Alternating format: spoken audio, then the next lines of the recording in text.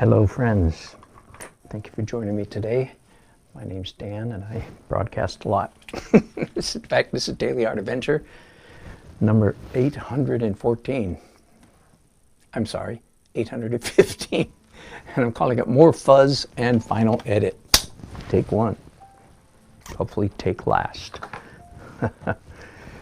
Every once in a great while I do a take two. Not very often. So, and I'll apologize right up front. Today is going to be a perforated broadcast day. I have my faithful assistant Doug downstairs in the garage building equipment for me, and I'm going to be interrupted frequently by him to deal with questions about the equipment. And so I'm going to do what I can. That's all I can do. All right, now this is a commission painting, a view of a famous valley on Kauai, the westernmost island. I think it's the westernmost island of Hawaii. There's the photograph that my client sent me. My client is a woman who got married in Pennsylvania, New York, and then had their honeymoon in Hawaii, and this photograph is from their honeymoon. And there's the color sketch that I did in preparation. The photograph is wonderful for showing me the valley, but it's, as most of our photographs are, terrible for artistically. So I've had to take a lot of liberties, and that's what I did with the sketch. So now I'm trying to do the details from the photograph, but the color and values, play of light and so on from the sketch. And I've already been working on it here a fair amount in the last 30-40 minutes, and I've done. And again, sorry that getting so much glare. If I do that, you just get glare for a while. But if I do this, whoops, I turned on the fan. If I do this, all right, that's better. That's kind of what it looks like. Of course, it's bad for me working. Sorry about that. So back comes all the glare. This is fuzz layer, and I've done gray on these clouds, blue in the sky, and then dirty white around the edges and here. Same thing on the water. Blue going to an aqua, then a little bit of white down here. And I'm going to do just a little more. It turns out, I decided while I was doing this, I'm going to do something I don't believe I've ever done before. Let me show you my sketch again. So a key element of this painting are these sun rays that are coming in. I am trying to channel Albert Bierstadt here on this painting without apology. I'm trying to, well, and that's not, I'm exaggerating, of course. I'm trying to do a Dan Nelson version of an Albert Bierstadt painting. So anyway, these rays of sun are very important, and I've decided that I'm going to do this fuzz layer and then hit the pause button, let everything dry, so that tomorrow, probably, when I come back to work on it next, everything will be dry, and I can just work on these sun rays and wipe off and so on. So this will definitely not be an alla prima, all at once painting. This will be wet on dry tomorrow or the next day, whenever it is that I work on it next. Okay, so I'm ignoring the rays of sun, which are a critical element in the painting, but I'm completely ignoring them for the time being. And I'm doing, in a way, just my classic fuzz layer. I find myself This is a rare moment. I usually tell you I don't care about what color green I have out on my palette. For once, I actually do want a color green. How about that? So there you go.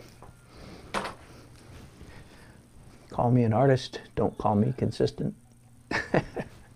As I usually say, I don't care what color green. I can work with anything, and I can, but just all of a sudden I was in the mood for a particular shade of green, like Viridian, which I still don't have, but this is close enough.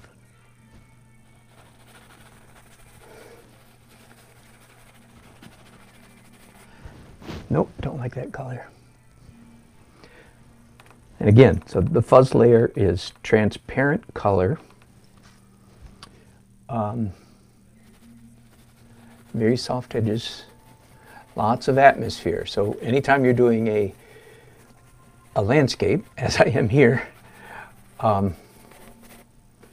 the fuzz layer is a great time, a great way to get atmospheric perspective, which is certainly one of the things I plan to do here.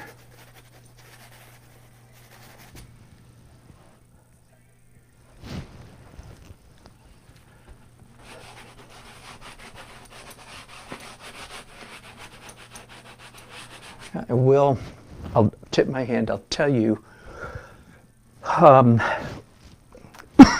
one of the, I don't know if it's a trick or a practice or a default setting that I have. I'm not sure which of those terms is most appropriate. It's one of those.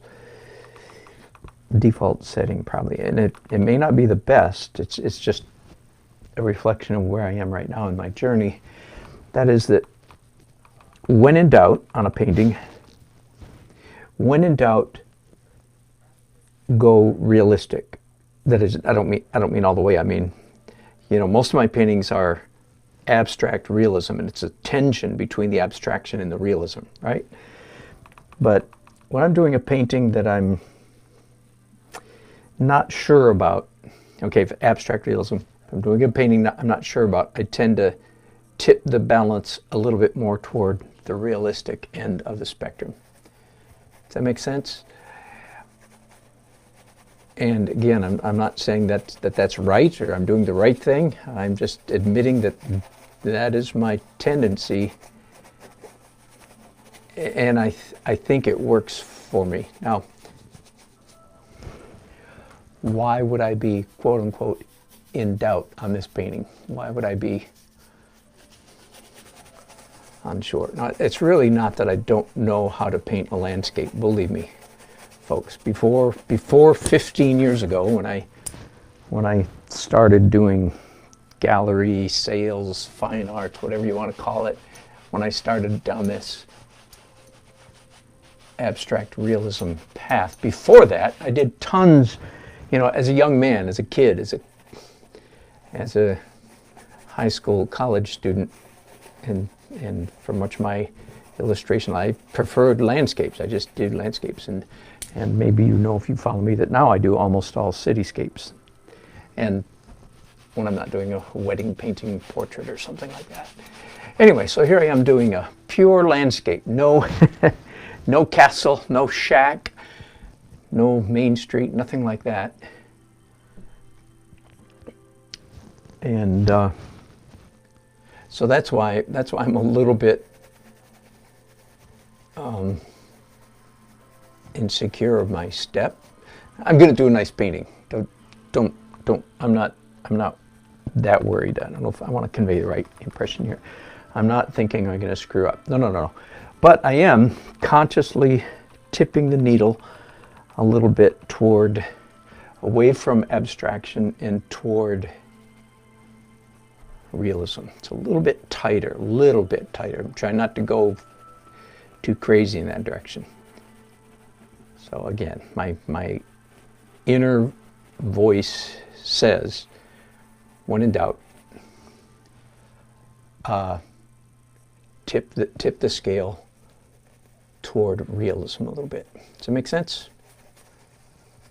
And again, I think it serves me well. So I really am at least vaguely thinking of the Albert Bierstadt Hudson River School of Painting.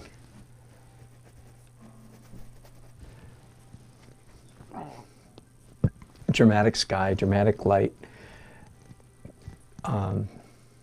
dramatic soft edges, and so on.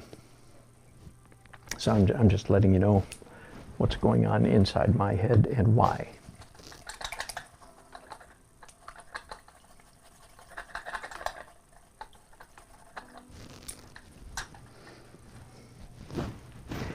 Good morning to those of you who are watching. It's morning where I am, is it? Oh no, good afternoon. Oh boy, time flies when you're having fun. Time also flies when you're under pressure. And for me this morning, it's been more of the latter. I'm having fun when I paint. It's all the other stuff that I have to do in life that is the pressure. Anyway, good afternoon to you. We usually have a fairly talkative crowd, but so far, nobody ain't saying nothing, and that's just perfectly fine. If you don't want to say anything, hello, Susan, the first of our regulars, pipes up. Hello, Susan.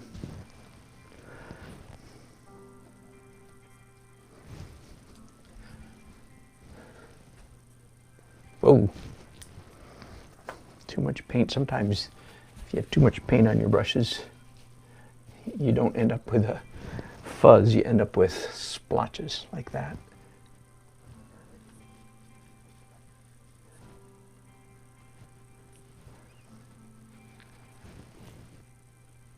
I'm trying to find my photograph. There it is.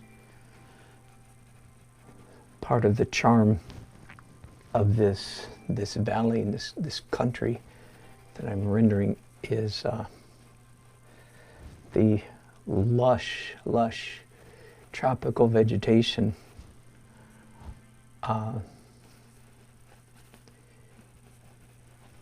interspersed with these orange red rock outcroppings peeking up between the trees and so forth. So again, right at the moment, I'm doing the fuzzy version of those rock outcroppings. Fuzzy version and in the sun. And I'm hoping you can see that the light's coming from the left. I chuckle when I say it. I'm sorry, I shouldn't chuckle. Okay, that I say so often to you early journey painters. You need to get to the point that, quote unquote, which way is the light coming from becomes a non-issue, that you burn up virtually no mental energy determining that, deciding that, sticking with that. That really needs to become second nature. That's why I don't allow students to congratulate themselves when they get that question answered right. Which way is the light coming from? The reason is because I'm being kind of mean, but if I allow my students, so to speak, or you guys, any early journey painters, if I allow you to congratulate yourself, break your arm, patting yourself on the back, so to speak, then you will feel as though you have arrived, as though you've done something worth noting. And I don't want any of my students landing at that kindergarten level of accomplishment and congratulating themselves, because they haven't done anything worthy of congratulation.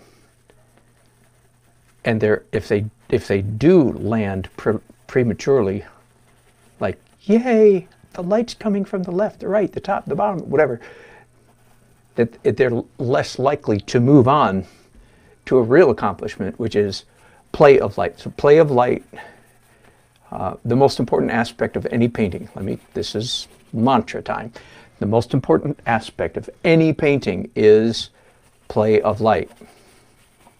Now, not to be confused with the essence of good painting. Now I'm using the word painting as a verb, the act of painting.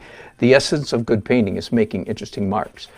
But the most important aspect of a painting, the noun, is play of light. All right.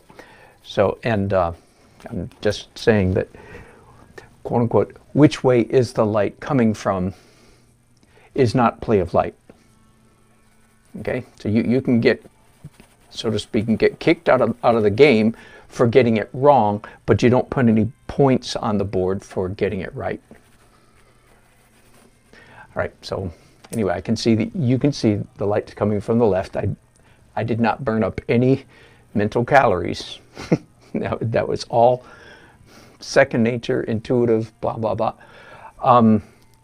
So all of this is in shadow, and of course, the photograph doesn't show this at all. This is all stuff that I invented in my black and white sketch. So here's the black and white sketch. I did this on a broadcast about a week ago. This is gouache. That's where I worked out. I did thumbnails first, then that value sketch, and then I scanned. I'll show you again. And I scanned that black-white sketch into Photoshop and colorized it. And this is what I sent to my client. She made a couple minor changes, which are perfectly normal, acceptable, good. And so hopefully when she sees the finished painting, she will not say, "Oh my, that's not what I wanted," right? That's the worst thing. That's when you hand a client a commissioned painting and their face turns white and their tip of their fingers go to their mouth like this. That is not a good thing, right? That is not a good day in the life of a professional artist. So you try to mitigate against those things by communicating adequately in advance through sketches.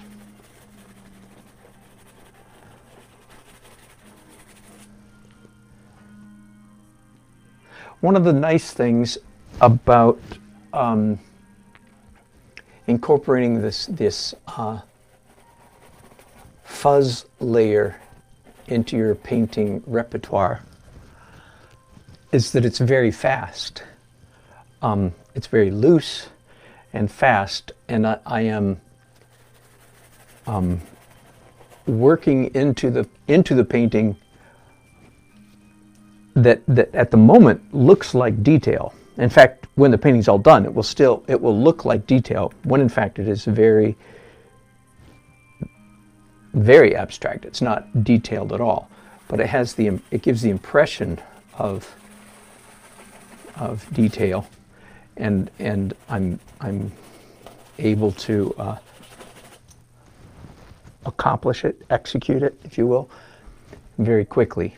If I was doing all of this color that you've seen me do in the last 10 minutes, if I was doing all of this with opaque paint and small dabs of paint and small brushes and so forth, what I've just done would have taken hours, literally hours to accomplish, right? As it is, as you can see, it's taken me mere minutes, so that when I come back in the final edit layer, much of the work is already done. I'm looking, I think I might be done. All right, I'm going to go with that. Now, let's switch paintings, shall we? And again, I'm expecting an interruption any minute, and from my friend Doug downstairs, who's building equipment for me. And I'm not sure if I'm going to pause my broadcast or what. So we'll just all find out together, all right? So I'm working on two paintings here today. I'm done now with the Hawaii one. That's going to dry. I'll come back to it maybe tomorrow. And here's the other one. And if you've been watching my broadcast the last couple days, You've been watching both of these. This is one of the tree studies that I started just over 2 years ago. This is the little, probably the, sharecroppers homestead, sharecroppers farm, just about 3 miles from our house here. We live right on the edge of Raleigh, North Carolina. So almost always when we drive out of our neighborhood, we turn left and go into town. But if we turn right, we very quickly head out into countryside, and that's where this is. I thought I might just touch it up. It turns out I've done quite a bit more. I would say quite a bit more than touch up.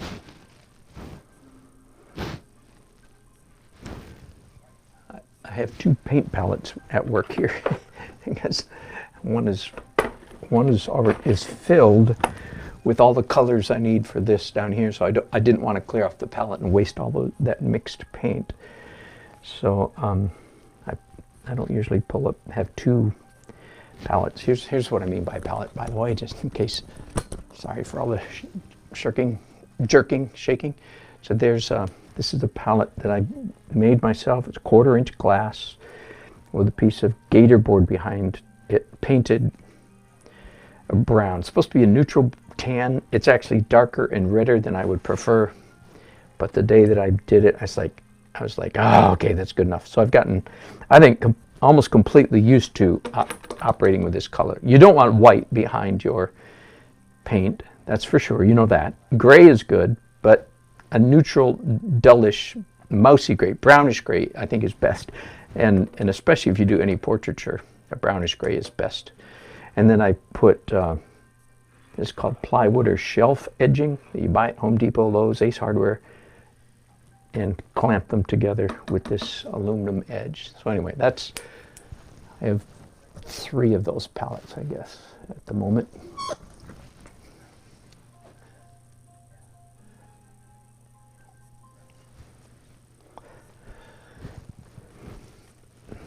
Okay, up here in the sky, I've hardly done any painting on this up in the sky yet, so this will be first. So let's see if I've got the right color. Nope, I don't.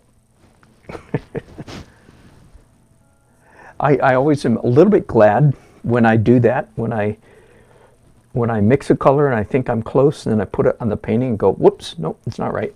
Partly because I am afraid that many too many early journey painters live under the illusion that only happens to them. That if you're a good painter, you never mix up the wrong color. Well,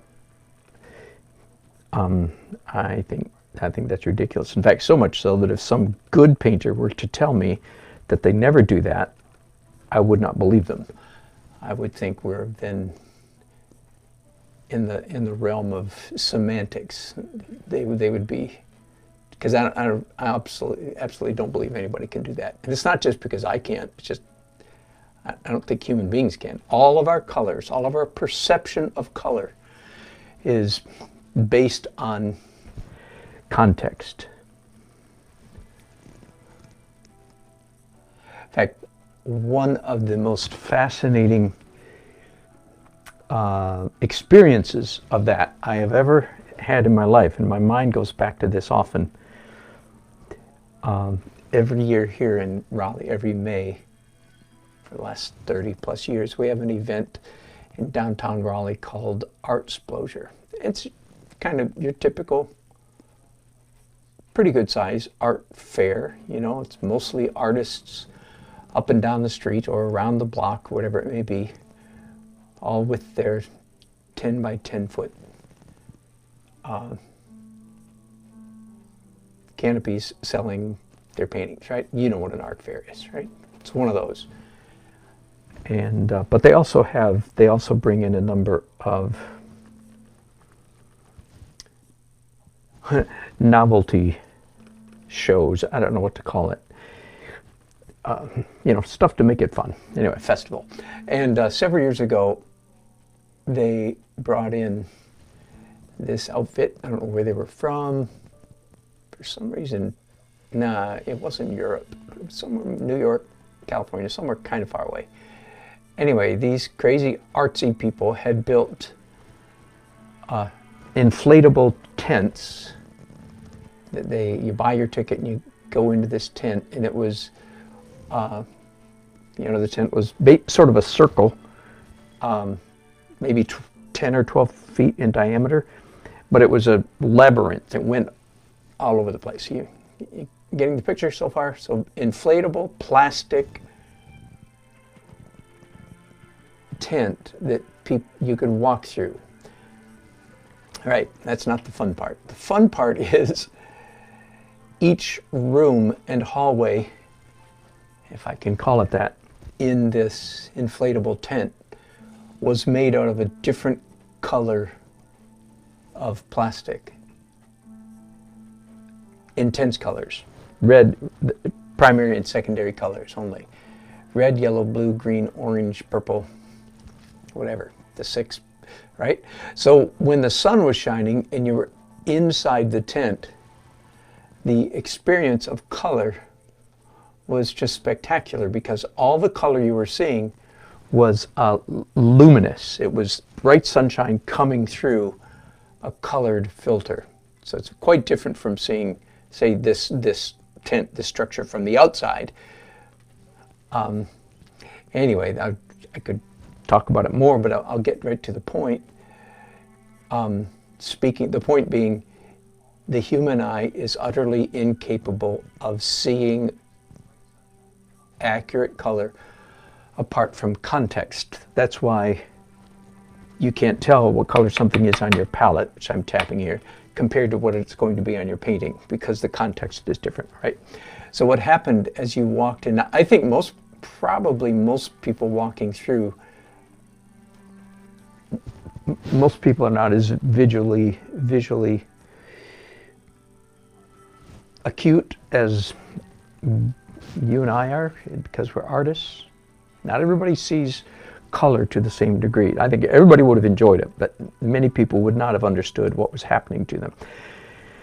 But I began to discover it as I went through. Sorry, I'm not trying not to sound like a smarty pants. It was no big deal, just if you paid attention. So for instance, when you walked from the yellow room into the red room, the red was just electric, just spectacular. It was hard to describe how intense the experience of redness was.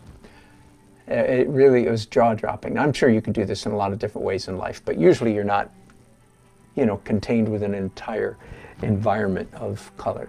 So it was fun. But if you stayed there in the red room for 60, 90, 120 seconds, something like that, some of you know, what happened, Because this is the way our eyes work. As one stayed there, the color faded. It was still red, but it became noticeably more muted the longer you stood there in that hyper red environment. But as you looked out through the opening, say, from the red room into one of the other rooms, like a green or blue or a purple room, the light coming from those other rooms grew more and more intense. In other words, if you're a completely red environment, the red tends to turn gray, and you're not completely gray, but grayish, and your eye is drawn to other colors. So then, isn't that fun? So when you walked in from the red room into the green room, for instance, as soon as you walked in, same experience. The green was just spectacular. Such an intense green. It was like your color, your cones were totally, the cones in your retina were totally on overload. They were and it was fun. It was a very fun sensation. The green was so intense, you just could hardly believe it was that intense. But you stay in the green room for 30, 60, 90 seconds. What happened? Everything green tended to turn grayish. It became much less intense. But then as you looked back through the doorway through which you had just passed, for instance, into the red room, now the red coming through the opening was dazzlingly spectacular, intense. Anyway, so that was just an example to me. It's like, oh, wow. Our eyes really, and it's like, it's brilliant what our eyes can do. And again, it's just an example of how literally, physically, this is not like some skill that you can develop. I know you, I mean, I'm probably, I don't know, some of us are better at mixing colors than others out of experience.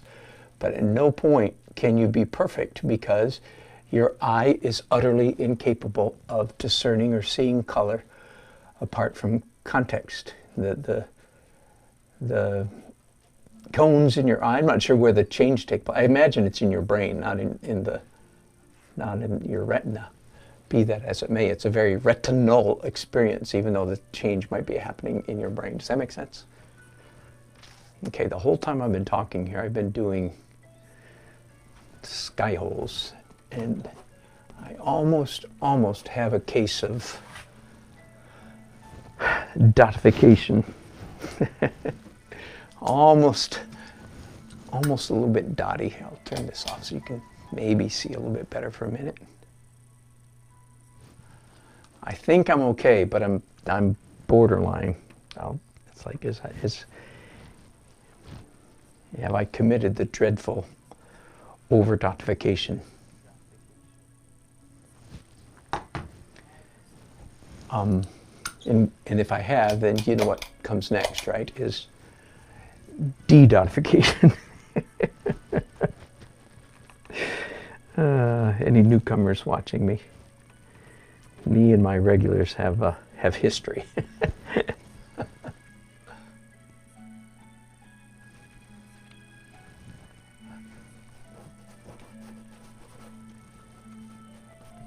Every time, usually when I use my fingers, then I say, never use your fingers. I say that every time I use my fingers. Now, again, then I usually say, but it is important to note that I'm not using any cadmiums or cobalts or any toxic pigments. Speaking of toxic pigments, did you guys know that linseed oil is exactly the same as flaxseed oil? Flaxseed oil is sold at health food stores as a health food supplement. So linseed oil is a health food, according to some people, is a health food supplement. So very far from being toxic. The oil, quote unquote, in oil paintings is not to be confused with, like, and again, most people, when you say oil paint, they think petroleum distillates, like the kind of paint actually that you used to get. It's hard to find nowadays, but they think the kind of paint, you know, that their daddy used on the shed out back, that was oil paint. And they think that we're painting in oil paints, and almost nothing could be farther from the truth. And I'm always hoping and praying that the gorillas in the basement of the TAA, the people who inspect our baggage, either that they can read or that they will read, because when I travel with oil paints, which I do fairly often when I'm flying for a wedding across the country, I put all kinds of, I put a page from the TAA's own guidelines and so on and so on. I don't call it oil paints, I call them oil colors or something like that. Anyway, I'm always hoping that, like I said, that those gorillas, and sorry if you're one of those, then please let your friends know that, yeah, the level of respect that I have for the people doing this, they have earned my disrespect. And I'm the kind of fellow that really respects people who work hard. But I wish they'd stop hiring people who have personal issues, who want to destroy stuff. All right, that's enough. That was a mini rant. Do you need me? Okay. Okay, folks. Here's what I'm going to do. I'm going to be gone for a while, so I'm going to end this sweet little broadcast. Susan, thanks for your chats. Lita Grammy, you're at the vet, and Nicholas, good to hear from you again. I have to get back to work too. Well, I'm going to go downstairs and deal with building some equipment down in the garage. And I'll be back as soon as I can. If you have hit the bell, then you'll be notified when I start broadcasting again. But I don't know if I'm going to be gone for 15 minutes or 50. So it's probably best just to end this broadcast. All right? Thanks for watching. Bye-bye.